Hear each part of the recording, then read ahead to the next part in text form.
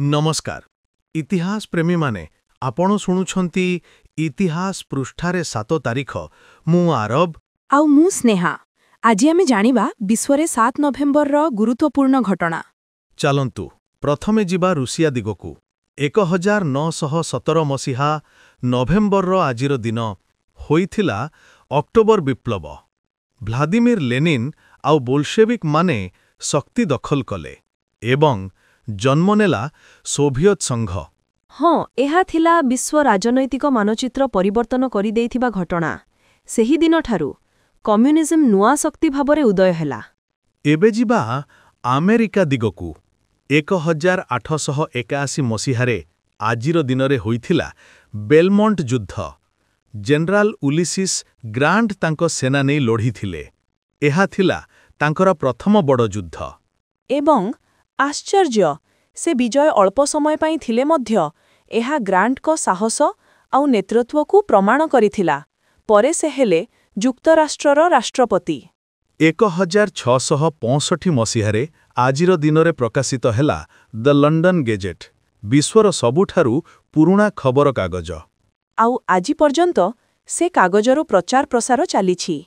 भाबी पारुछ कि 350 वर्षर अधिक पुरुणा।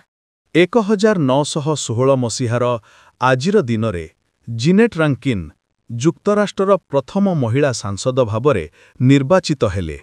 महिला माने केमिति भोट देई पारिबे सेथिपाई से लडुथिले।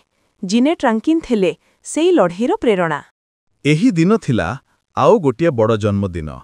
1867 जन्म नेले माडाम मेरी क्यूरी, एक अपूर्व वैज्ञानिक जिए रेडियो एक्टिविटी आविष्कार कले आउ दुई थर नोबेल पुरस्कार जीतिले।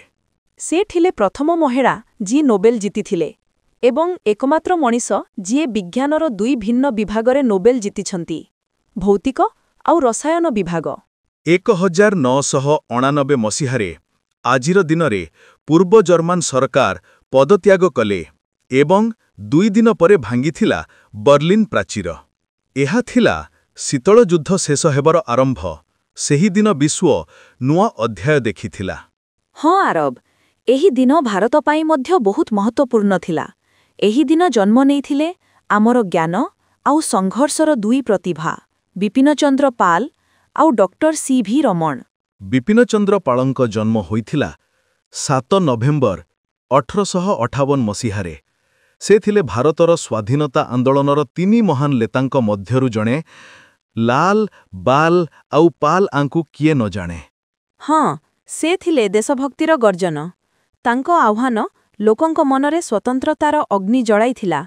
विपिन चंद्र पाल केवल राजनीतिज्ञ नथिले, से थिले शिक्षक, दार्शनिक आउ लेखक। आउ जणे महान भारतीय हेले डॉक्टर चंद्रशेखर भेंकट रमण, जहांकु आमे सी.भी. रमण बोली जानू। से जन्म नेले 7 नवेम्बर 1888 रे तमिलनाडु रे। से आविष्कार करिथिले रंजन रश्मि, जहा भारत को देला विश्व मंचरे गर्वर स्थान। 1930 मसीहारे हेइथिले भारतर प्रथम नोबेल पुरस्कार विजेता। से कहिथिले विज्ञान हेउछि सेई ज्ञान जहा जीवन को आलोकित करे। सतरे की असाधारण भावना थिला तांकर। एबे जिबा आउ गुटी अध्यायकु।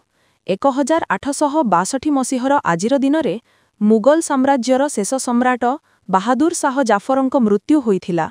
विदेशरे रेंगुनरे निर्वासित अवस्थारे चालीगले। गोटिए जुगर अंत होइथिला। हाँ, तांकर मृत्यु सहित भारतरे दीर्घकालीन एक जुग शेष होइथिला। से थिले जणे राजा ओ कवि। तांकर कविता आजि मध्य भावुक करे। लगता नहीं है दिल मेरा उजड़े दयार में। 1966 मसीहार एही दिन भारतरे होइथिला दुःखद घटना, गोहत्या विरोधी आंदोलन।